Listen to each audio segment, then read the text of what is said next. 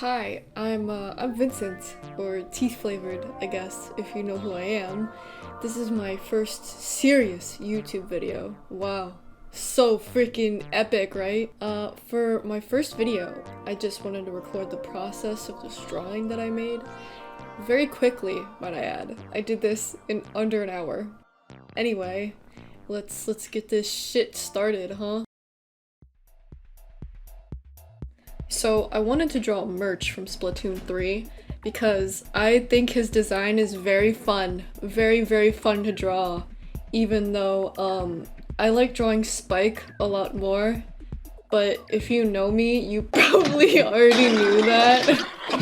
I had no idea what the hell I wanted to do for this when I was starting to draw it. I kind of had a vague idea because I found this really cool picture on Pinterest. I was like, ooh shit, I want to do that pose. I kind of settled for, you know, him looking back all sassy and shit.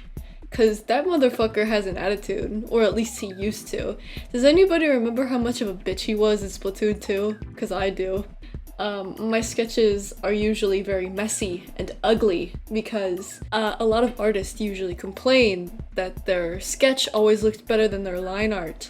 So you know how I remedied this is that I make my sketches look like fucking dog water. You can't be disappointed if the thing that you were lining already looked like shit to begin with. So that's how I usually find myself being happier with my line art.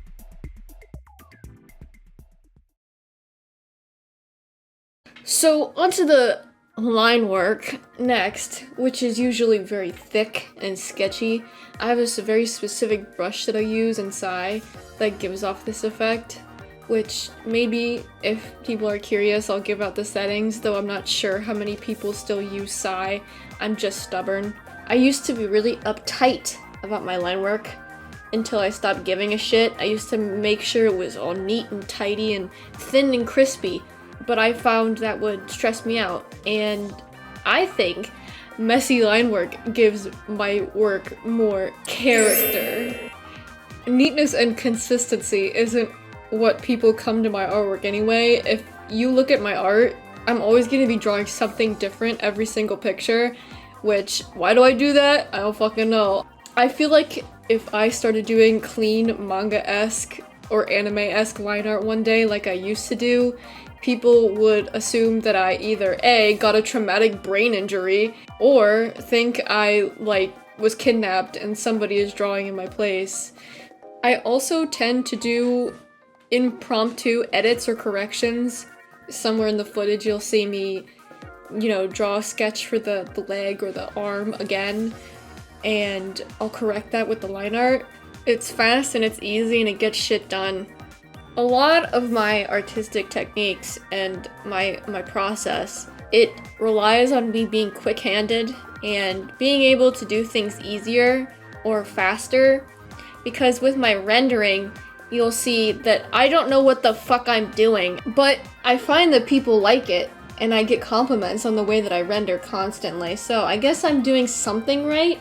Usually I don't have a set source of light in standalone drawings because I just kind of do whatever I think looks cool, which is like the key thing for most of my art. I just do it because it looks cool. Why do you do this? Why do you do that? Because it looks fucking awesome, that's why. Another thing about my work is that I use a very select set of colors, kind of, sort of. I use colors from the Canon source material that I'm working with, obviously, but also if some things are too dark or too light, I'll use a substitute color. For example, since this is relevant, you can see me do it, you can see me color it. For Murch, because his hair is darker, it's like dark, I want to say like dark purple, black, whatever, but it's too dark. I don't like how if I do black line work and I use black for his hair, it like melts together. I'm not a fan of that. So instead, I substitute it with a dark desaturated purple. And also typically I use like a red color to have a gradient that frames his face. I don't really like using just flat grays or blacks or whites. They always have to be tinted some sort of color. Like, usually when I do something gray, it's gotta be like really desaturated purple or really desaturated orange, whatever fits the character's palette. With Spike, it's usually desaturated purples or pinks. I'll also add additional things like texturing, gradients, and all that stuff.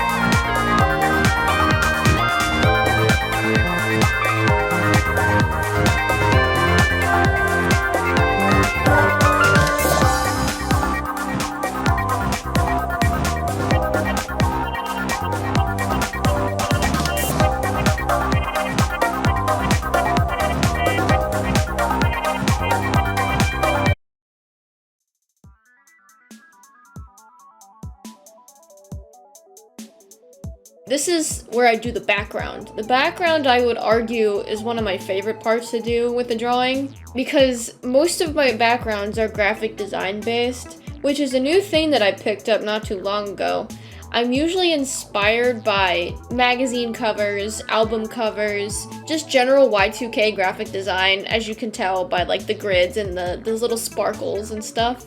I usually try to make things look like a fake poster, and I'll even give them like paper textures or paper weathering. I think it's neat to make it look like something you'd see on like the corner of a street, like an advertisement or a poster for a service, you know, stuff like that. Also, I switched programs. I use Clip Studio Paint for a lot of the corrections and background making because of the shape tools and the large amount of assets that they offer.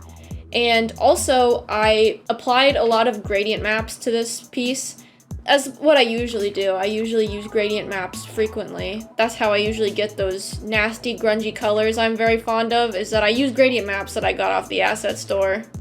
Anyway, I don't have anything else to say about this drawing.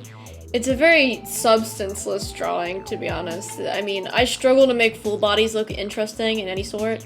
So I just wanted to say, if you actually watched this and listened to me fucking yak the whole time, thank you for watching. You don't have to subscribe, I don't really care. You can follow me on Twitter and Tumblr, which will be in the description, as long as my card with a bunch of other socials linked and stuff like that.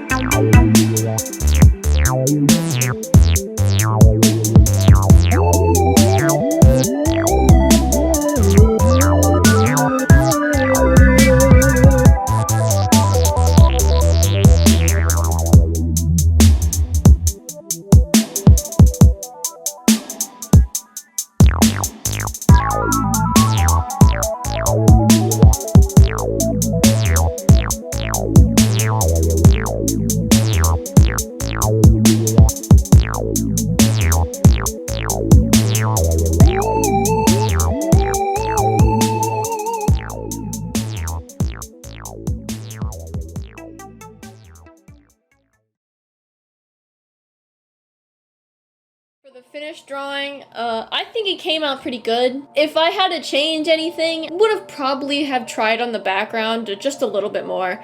I couldn't find any suitable inspiration for the background this time around, which is okay, I guess. It's not horrible. It's not very unique. But, you know, what are we gonna do? Every single piece that I'm not happy with, I'll make one that I'm feeling better about next time. So, yeah. My parting words for you, chat, is that every time you make a piece that you don't fucking like, that you hate, every single piece that you make that you think looks like total absolute dog shit, it's gearing you up to make one that you'll feel even better about. One that you'll be super proud of, that you'll look back, even a year in advance, that you'll look back and be like, hey, that's pretty fucking awesome.